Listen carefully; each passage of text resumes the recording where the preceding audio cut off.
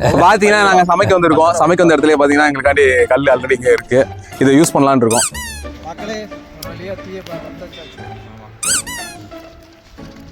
பாத்தீங்கன்னா அவிச்ச முட்டை ஃபர்ஸ்ட் இல்ல சாரி கட்லெட் சோறு ரெடி ஆயிடுச்சு.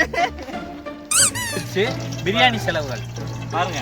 பிரியாணி செலவா? பட்டை வகைகள், டொமேட்டோ,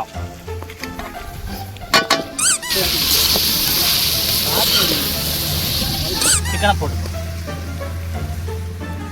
இது ஒரு புது விதமான சமையல்.